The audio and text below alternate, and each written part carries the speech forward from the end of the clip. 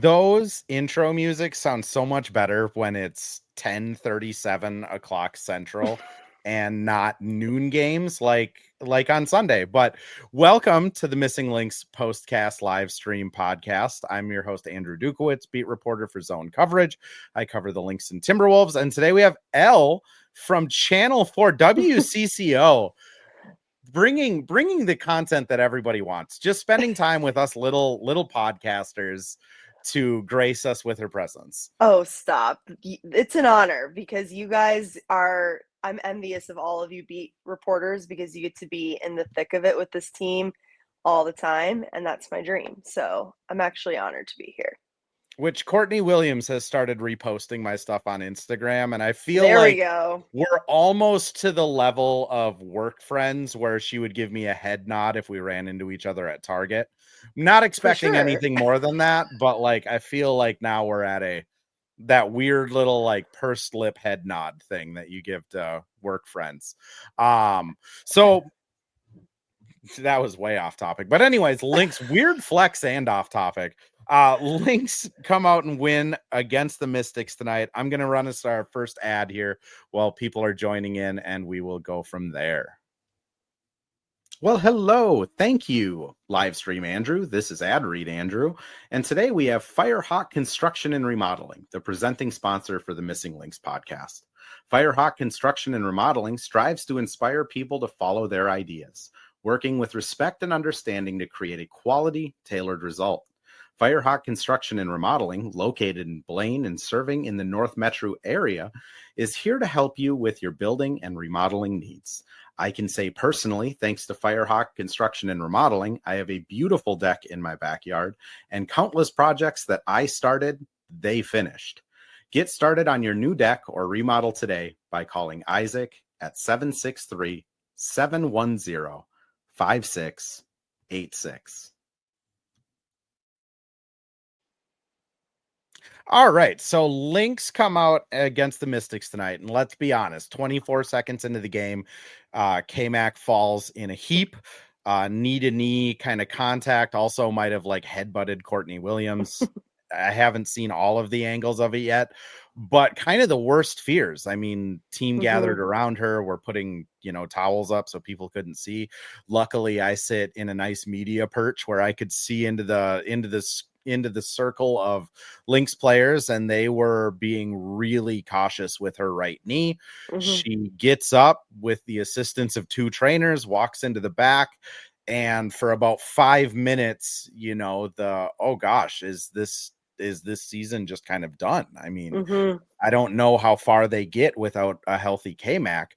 Luckily, she then comes walking out of the locker room on her own accord, checks back into the game, and Cheryl proceeds to play her 12 consecutive minutes to end the half in, just the most on-brand Cheryl Reeves I loved it ever.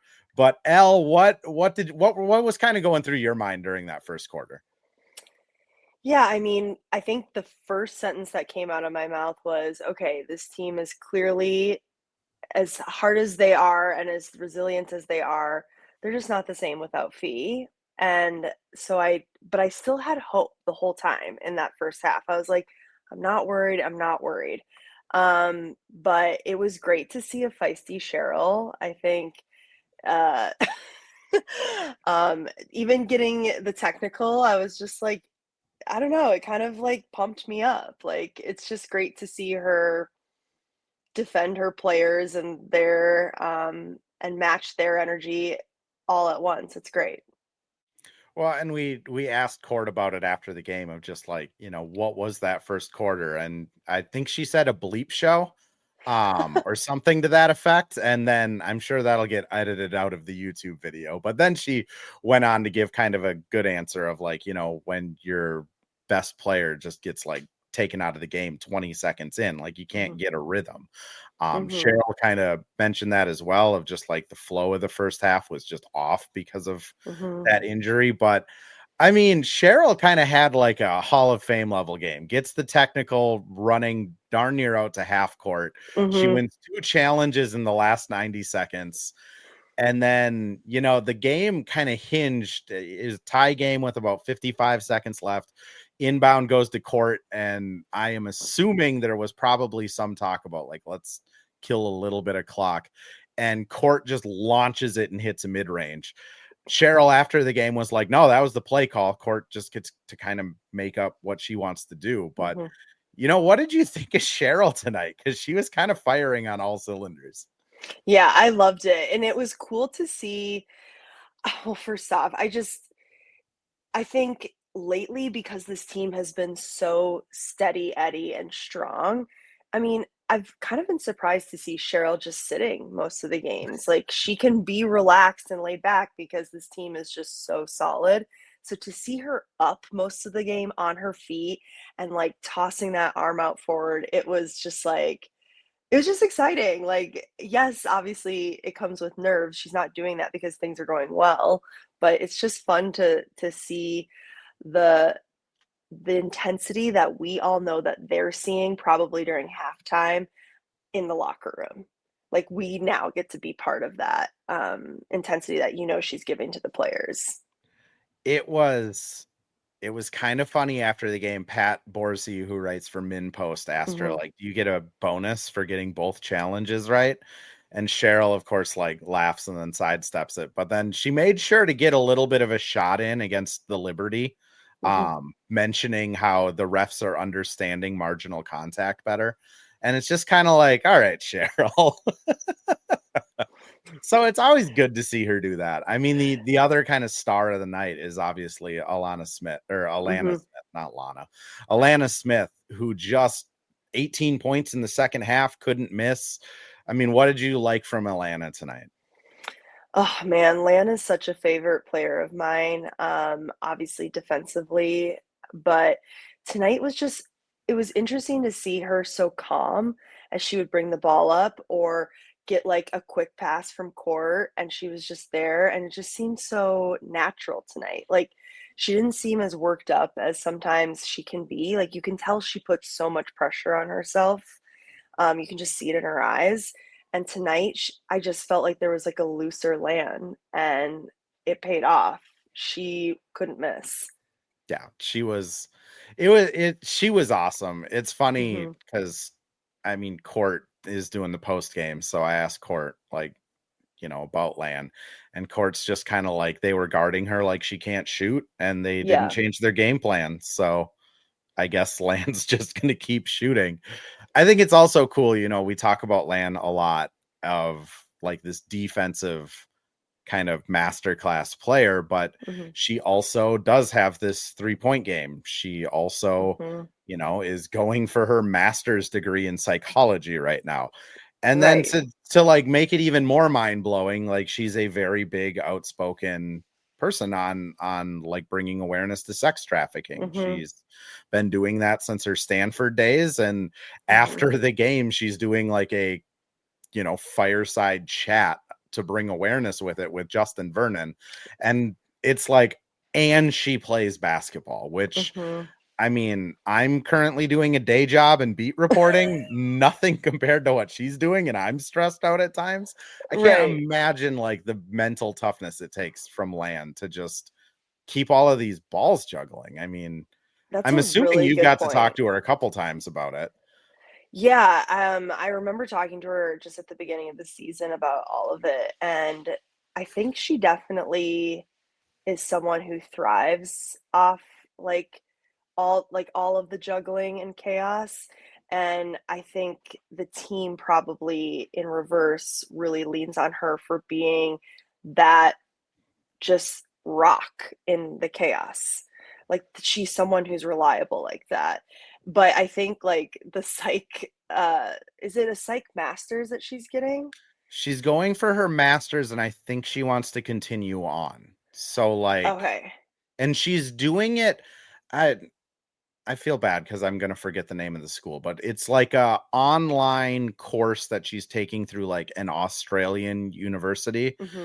And like, she's legitimately writing like a research paper or dissertation on like misinformation in healthcare, which for me, like, she's going to give me a copy, so I will be reading it. But like, I can't imagine doing that type of research being outspoken on like social justice, criminal justice, sex trafficking. Lan's kind of in the right on most of her opinions, and then also being like an all defensive team center for the Lynx. So I'm assuming you follow her on Instagram, but today she posted, like earlier this morning, a cup of coffee that had this like duck in it that's like part of the cup, and the coffee was just above the duck's beak, so it was like barely above water. And she posted a caption saying like, this is someone who's like playing in a professional sports league and writing a dissertation. Like, so she's like, I know I'm drowning, like I'm aware of it. It's also like, it doesn't come through the TV. Like, no, when you're sitting as close to the court as like the media gets to, or when you go to games, I mean, they fill the lower bowl, so almost every seat in the arena is a good seat, to be honest. But like, the level of physicality that she gets hit with every night too, of like, it's not like she's just going out there and like having a good run. Like, she's getting elbowed in the face, she's getting knocked to the ground, she's getting like pushed in the back. Like, she must just live in ice baths. And then it's not like you just get to do an ice bath and go home. Like, she gets to do an ice bath and then study for a master's program. It's just kind of absurd, like her level of discipline. Right. And I also noticed that she's been posting like some local ice bath, like bathhouse place. So not only is she needing to do that for recovery, but she's like, I'm going to go support a local business in Minnesota and like promote this community that I'm calling my home. Like, I don't know, she goes above and beyond. And I also have noticed that just in every minute that woman is given a microphone, it's almost like she makes sure that every word costs $100. Yeah. Like, I just feel like she's so well spoken, and she's put on the spot in these post-game, pre-game press conferences. She doesn't know what the questions are in advance, but yet she is so eloquent, as if she's giving this like inspirational TED Talk. I don't know. She's truly a master at everything. And tonight we saw that exemplified on the court. Now, I will say she did punk me a couple weeks ago, where How so? Asked a question about like, you know, the Lynx haven't played the Liberty and until the end of July. Like, that's super weird, right? And she's just like, yup. And then let everyone sit in it for 5 seconds and then bursted out laughing and gave like an actual thoughtful LAN answer. But I was like, you jerk. And then you're like questioning yourself, like, I was like, man, I asked a yes or no answer and LAN's gonna do this to me.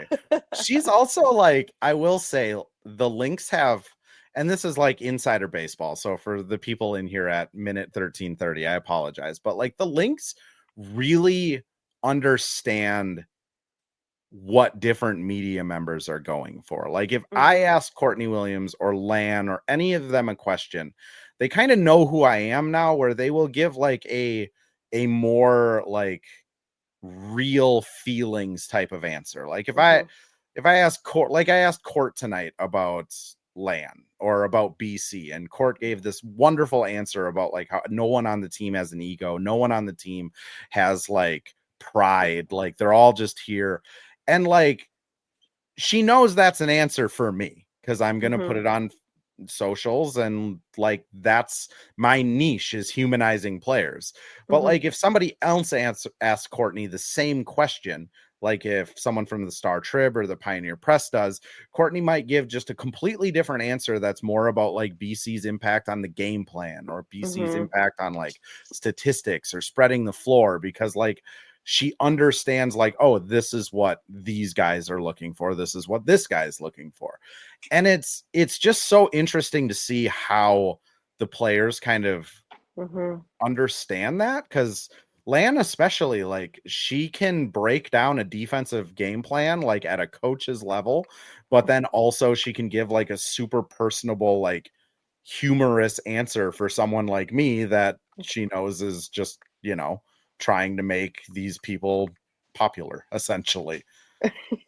Yeah, I definitely have noticed that they when they know it's a sit down one-on-one, like they're bringing a different energy versus like a cell phone and just asking fun questions. Like Mm-hmm. they know what each person wants, and I think that's what makes this team so fun to cover. And at the end of the day too, like all of these players, whether they remember your name or not, they're not going to make you feel like, oh, I'm meeting this journalist for the first time, even though they know they haven't. And you Mm-hmm. know what I mean? Like they're just trying to, like, I don't think, even though I've met Lan several times, she knows who I am, but she'll never make me feel uncomfortable. Yeah. And all of them do that. Every single one of them. Like they know that you're just part of like the Lynx media family, and it just feels good. It's interesting with Cheryl too, because I mean, again, this is insider baseball now at minute 16 of the puck. But like Cheryl, I remember when I started on the beat last year, there was the like intimidation almost of not from Cheryl, but other people saying like, if you make a mistake speaking, Cheryl's going to call you out on it. If you have a stat wrong, Cheryl's going to call you out on it. Like, make sure you know your stuff. And like, I'll be honest, I like put my foot in my mouth almost on the hour. Like, that's just who I am. And Cheryl has never made me feel that way. Like, she has always given super thoughtful answers. She's always like really like good with the media. And I feel like that bleeds down. Like when your coach is someone that's out there like advocating and giving really good, powerful answers and sticking up for like social, like honestly, the whole fans throwing objects on the court. Cheryl had a really good really good kind of impromptu come back to the press scrum because she wanted to say something, answer on that. And like when your coach is doing that, I feel like it just bleeds down, kind of like everything else. Like I don't think Cheryl ever takes too much credit for wins. I think she even like good game plans, she always passes it on to whoever the assistant is with the scouting report. Like when your coach is doing that, and then you see Fee, who is, I mean, the most humble human being I've ever met. It kind of trickles down in all aspects, which I'm sure even shows up in the media side. 100%. I mean, I think culture is determined in a top-down fashion everywhere. Like speaking from WCCO's perspective, like Frank and Amelia, like they are the top down and they bring the best culture ever, and it bleeds all the way to the bottom. Like, so Cheryl is that for the Lynx. Oh, 100%. Speaking of culture going top down, let's just touch on it real quick. Dejanay Carrington at one point. Well, first off, Dejanay Carrington, just what? Welcome to Minnesota. I'm going to let you just go on this. Dejanay Carrington is your topic. Have at it. Okay, thank you. I mean, I texted you right away when this trade happened at like 7 a.m. And I was just like, your thoughts? I'm freaking out. It was so exciting to see her in a Lynx uniform in Target Center for the first time tonight. But I think what was really touching is how the fans brought the signs and were like, welcome home, welcome to Minnesota. As someone who knows that she has had a relationship with Court and T from her time with the Suns and their time with the Suns, it was really cool to see them all reunited and that chemistry's locked in right away. I was so excited to see her hit a couple threes tonight around the perimeter in the corner. She was being scrappy and getting some great defensive moves in there. I think she had 2 steals. It was just great. It was a great showing for her, and I'm really excited, especially to get one of those successful challenges on her turned around. The fact that the number 1 defense in the league, and it's not close, like the Lynx have a 2-point defensive rating advantage over the number 2. Like the fact that they got the all defensive first team guard from last season is just like, it just doesn't seem fair to everyone else. So I'm actually in Duluth right now with my family, and tonight we were watching the game around the dinner table, and the topic of conversation is like, what does Dallas get for this? Like, this doesn't seem like, as Lynx fans, Literally. we are excited, but like, we feel like this isn't fair. Yeah. Like, you nailed it on the head. Like, that is the topic around the dinner table right now. Like a second round pick that probably won't be anything. Mm-hmm. I mean, just the history of second round picks in the WNBA. It's not a high hit rate. Right. And Diamond Miller, who wasn't playing. And I mean, Diamond got some pretty good run. I think she got like 10 minutes for Dallas, scored 7, if I'm remembering right. But like, she wasn't going to play here. And from Cheryl to Eric today, I mean, they've all been pretty honest of like, Diamond needs to go to a place where she can play through mistakes. She'd never get that here. Like, if Diamond gets 2 turnovers in 8 minutes, she's getting pulled and might not come back in for a couple games. Right. So, I mean, for Dallas, like, that's the hope, is that Diamond is, given time, can turn back into the rookie player that had all the success before the injuries. But like, Diamond wasn't doing anything for the Lynx, so they really didn't give up anything, and they get, I mean, someone that can play 30 minutes in their second game. They get first defensive team player. Ben mentions in the chat here that the Lynx sold out of Dejanay Carrington's jerseys in the team shop. He also said earlier, refs had a rough evening tonight. Yeah, refs had a real rough evening. But I mean, it doesn't even surprise me. Like, Lynx fans are so dedicated to their team. Like, it doesn't even, they could have put like 1,000 Dejanay Carrington jerseys in the store, and I think they probably would have sold out of them. It's just the passion that this fan base has. And then, I mean, Dejanay touched on it a little bit. I talked to Lan about it today too, of just like going from a Dallas or a Connecticut or, some of the not as advanced teams, teams that don't put as much money behind their team, is essentially what I'm getting at. And then coming to the Lynx, where you're walking into a facility that's shared with the Timberwolves, so everything in that facility is up to snuff. I mean, they have backboards that tell you if your shot arc is not good enough. You go to that, the culinary, the food, physical therapy, doctors, medical staff, everything that this team has. And then you walk out on the Lynx like floor, and that lower bowl is filled almost every game. And it's loud. I mean, it's not Connecticut. It's not Dallas. Like, it is a different level. I mean, it does make me wonder, like, how big of an edge that is for people like Dejanay, who's they're a free agent after this season. Like, is that a driving factor to stay here? Yeah, 100%. And I also wonder too, like, obviously we're speaking hypothetically at this point, but like, it looks like the Lynx are going to make a deep run in the playoffs, if not go all the way. And how does that feel as a player in Dejanay's position to be like, okay, I know I contributed at the end here, but I really wasn't part of the majority of this season to help get us here. Like, how much can you really even feel like you can be part of the celebration? And then for something that Diamond was contributing to in small ways, to get that stripped from her if this team does go all the way. It feels like such a weird position to be in. Like, if I were Dejanay and I was on a team that ends up winning a WA championship and I came in at the very end, I would try hard to want to stay and actually feel like, okay, I earned that championship that I was a part of. Oh, 100%. And I mean, there's someone that was sending me messages on Twitter and just kind of asking about like the draft, where, I mean, that's the other unfair part about this team, is they could win the championship and then have the number 1 overall pick in the draft. And just kind of like speculating on like, what do you draft? And I have no clue. Like, everyone except for Ola is a free agent. Like, I think Fee is coming back. I think K-Mac is coming back. Based off of what Courtney and Lan have said about like the city and how much they love being here, I'd assume most of the band comes back together. But like, this is such a weird situation, because again, the Lynx have a ton to offer. Like, we have a Hall of Fame coach, we have some of the best facilities, we have a winning track record. it's just going to be so weird.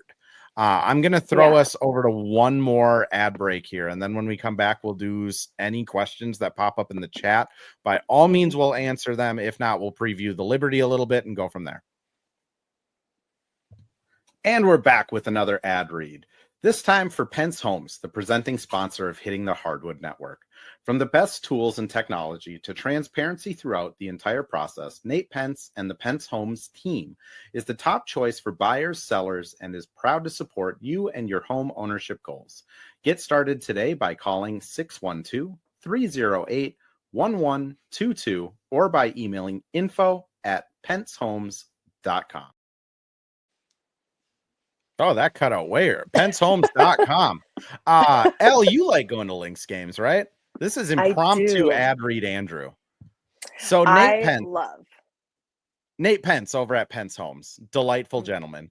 He is doing a special promo with the Hitting the Hardwood Network, where if you call to get set up for either a buying or selling meeting, appraisal, anything like that, and you mention the Hitting the Hardwood Network, you will be entered in for a chance at 2 home game tickets for an upcoming Lynx game.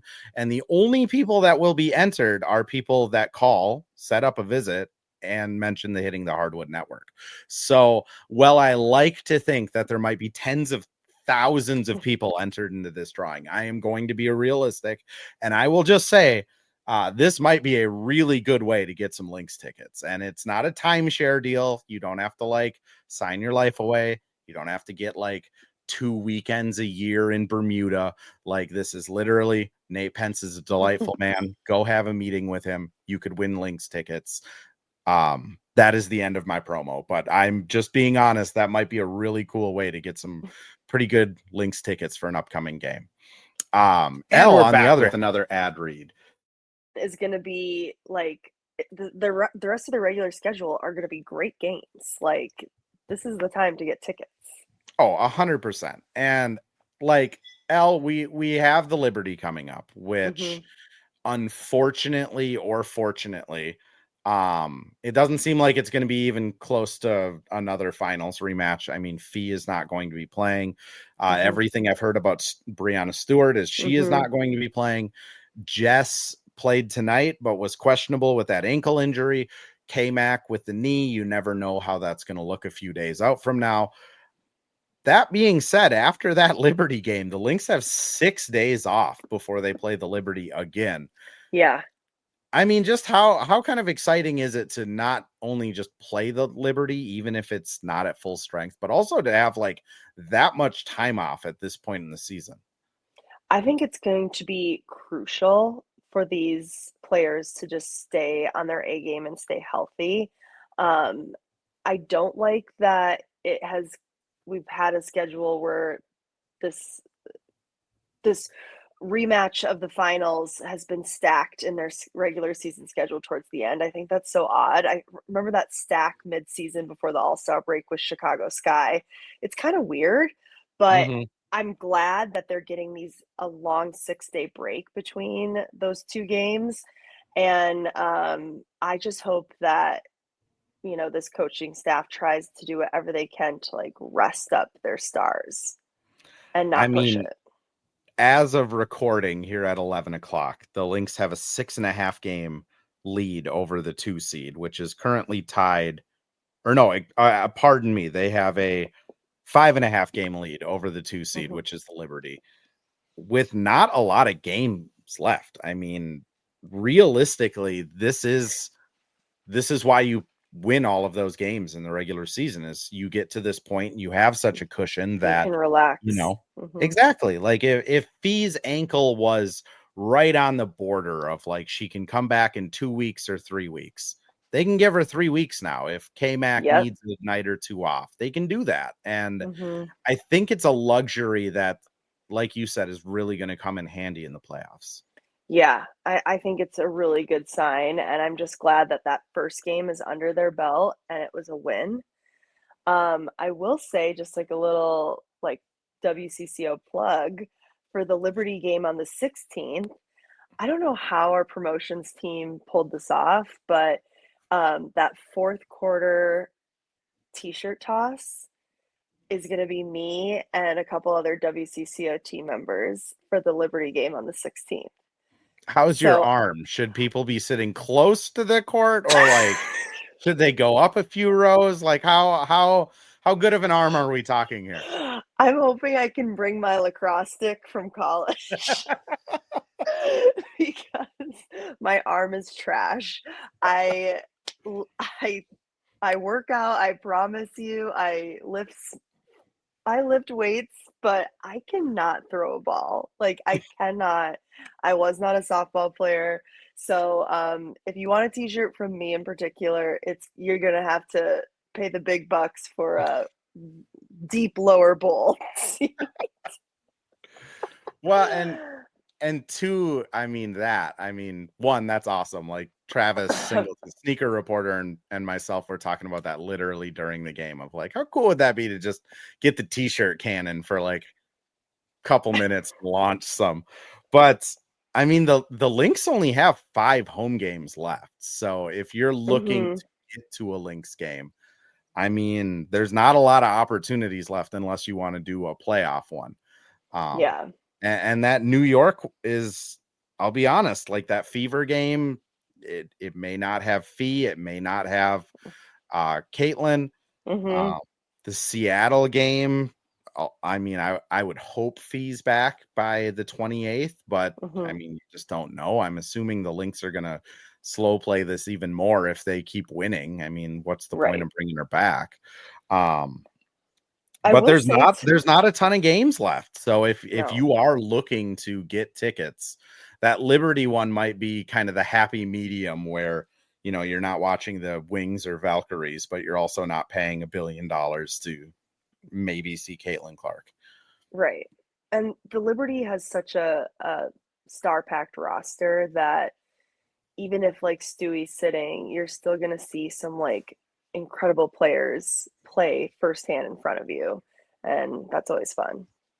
But I will say kind of a new fan favorite for me who was really a menace tonight was Sonia Citron. Oh my goodness. What a stud for a rookie. I couldn't believe it. The Mystics have like, I don't know how to phrase it without being like mean to the Mystics. And if there's any Washington fans that have come by here, I apologize because this has not been a very Mystics, pro Mystics podcast. But like every time we play the Mystics, I don't understand why they're bad. Like, Citron is good. Like, and Melbourne is a good player. I mean, even like Olsen off the bench had a rough night tonight, 2 for 9, but like she's a good player. Dolson crushes the Lynx every time they play. Like, and again, I'll be fully transparent. I'm not watching a lot of Washington Mystics games in my spare time, but like I just don't understand why they struggle so much at times. Yeah, and I mean, they barely lost tonight. Like they were ahead of the Lynx they probably held the lead majority of the game.